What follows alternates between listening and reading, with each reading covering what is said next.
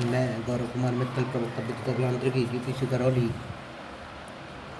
आज हम magnetic materials के बारे में पढ़ेंगे और उसमें अपन जो एग्जाम पर्पज से इम्पोर्टेंट है उस क्वेश्चन को देखेंगे। What do you understand by magnetic high stresses? Magnetic high stresses से तुम क्या समझते हो? Differentiate between hard and soft magnetic materials. Hard and soft magnetic material को डिफ्रेंशिएट करो। हार्ड मैग्नेटिक मटेरियल क्या होते हैं और सॉफ्ट मैग्नेटिक मटेरियल क्या होते हैं। तो अपन इन चीज़ों के आगे डिस्कस करने से पहले अपन ये बता देते हैं कि हाई स्ट्रेस क्या होता है। तो इसमें जो बताया गया है वो बता रहा हूँ मैं। Below the ferromagnetic Curie temperature, ferromagnetic material show a increase in susceptibility. Curie temperature से नीचे फेरोमैग्नेटिक मटेरियल की ससेप्टिबिलिटी इंक्रीज होती है। क्यूरी टेम्परेचर से नीचे फेरोमैग्नेटिक मटेरियल की ससेप्टिबिलिटी इंक्रीज होती है और एग्जिबिट BH करेक्टरिस्टिक्स रखता है। तो हम BH कर्व देख रहे हैं सबसे पहले, जो अपनी क्लासों में भी पढ़ चुके हैं, पर BH कर्व क्या होता है। तो BH कर्व में सबसे पहले अपन ने B कर्व देखा। B मतलब मैग्नेटिक फ्लक्स डेंसिटी, H मतलब मैग्नेटिक फ्लक्स इंटेंसिटी। ठीक बात। O ओरिजिन है, HM and BM maximum flux intensity, maximum flux density. बात क्लियर। तो अपन क्या करते हैं, स्टार्टिंग में अपन ये वाली मैग्नेटिक फ्लक्स इंटेंसिटी को बढ़ाएंगे, उसके साथ साथ में मैग्नेटिक फ्लक्स डेंसिटी बढ़ती है। एक समय के बाद में मैग्नेटिक फ्लक्स डेंसिटी सैचुरेट हो जाती है, सैचुरेशन अवस्था में पहुंच जाती है।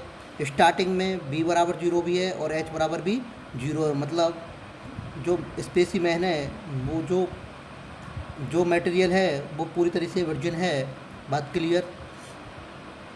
तो मैग्नेटिक फ्लक्स इंटेंसिटी बढ़ाने से मैग्नेटिक फ्लक्स डेंसिटी बढ़ती है।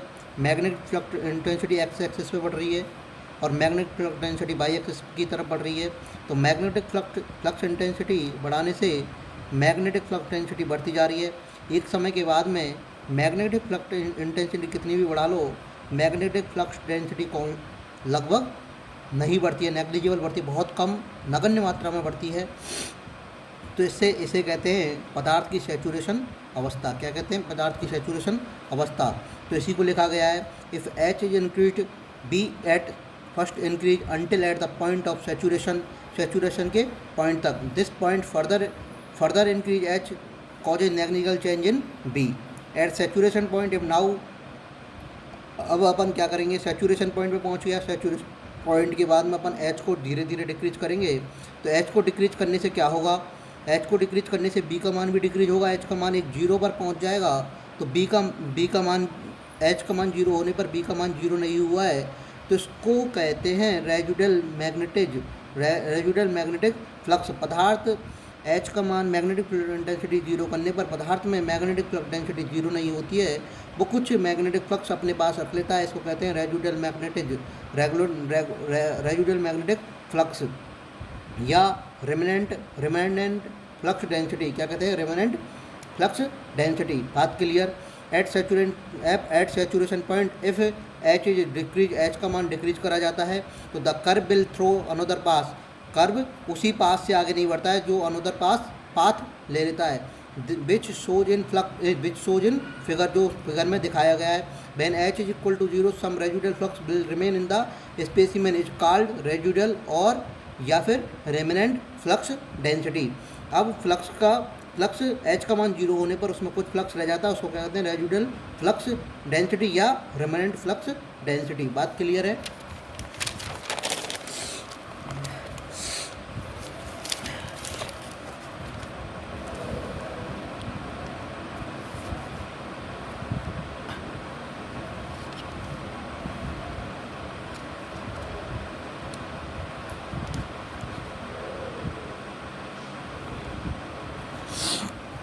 Further H is increase in negative direction. अब नेगेटिव डायरेक्शन में H के मान को बढ़ाएंगे तो फ्लक्स क्या होगा, reduce the flux density to zero. Flux density जो अपन की आई थी उसको काट रहा था ग्राफ को वाई एक्सिस पे, एच का मान जीरो होने पर वो जीरो की तरफ बढ़ेगी। It's called the coercive force. इसको फ्लक्स डेंसिटी को, जो रेजिडुअल फ्लक्स डेंसिटी को जीरो करने के लिए अपन ने एच की जो नेगेटिव मात्रा लगाई है और जो उसके लिए एक्स्ट्रा फोर्स लगाया उसको कहते हैं कोएरेसिव फोर्स। क्या कहते हैं? Coercive force. Further H increase in leads to saturation. अब एच को अगर और आगे बढ़ाओगे तो एच का मान बढ़ाने पर बी का मान क्या हो जाएगा? सेचुरेट हो जाएगा। क्या हो जाएगा? Saturate. Depending upon the coercive force and remanent flux density magnetic material divide into two type. Coercive force और रिमेनेंट फ्लक्स डेंसिटी के आधार पर मैग्नेटिक मटेरियल को दो भागों में बांटा गया है। पहला सॉफ्ट मैग्नेटिक मटेरियल, दूसरा hard magnetic material. Soft magnetic material क्या होते हैं और हार्ड मैग्नेटिक मटेरियल क्या होते हैं, हम ये अभी देखेंगे। सॉफ्ट मैग्नेटिक मटेरियल वे मटेरियल होते हैं जिनमें आसानी से अणुओं की व्यवस्था को, अणु मॉलिक्यूलों की व्यवस्था को वापस से दोबारा रीगेन किया जा सकता है, लेकिन हार्ड मैग्नेटिक मटेरियल में दोबारा रीगेन नहीं किया जा सकता।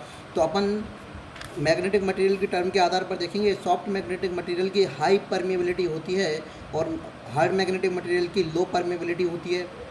नंबर 2 अंतर, soft magnetic material low retentivity रखते हैं। सॉफ्ट मैग्नेटिक मटेरियल रिटेंटिविटी क्या होती है?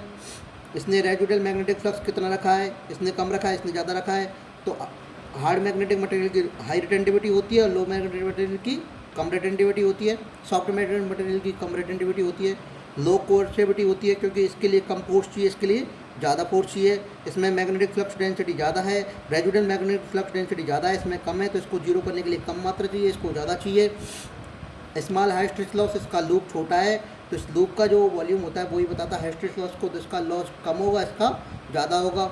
इसका उपयोग कहाँ होता है? ये इलेक्ट्रोमैग्नेट्स के लिए उपयोग में होता है और ट्रांसफार्मर कोर के लिए काम में लिए जाते हैं। कहाँ काम में लिए जाते हैं?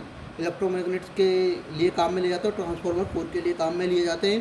सूटेबल फॉर परमानेंट मैग्नेट, ये परमानेंट मैग्नेट के लिए सूटेबल होते हैं। ये परमानेंट मैग्नेट में यूज किए जाते हैं hard magnetic material. Thank you.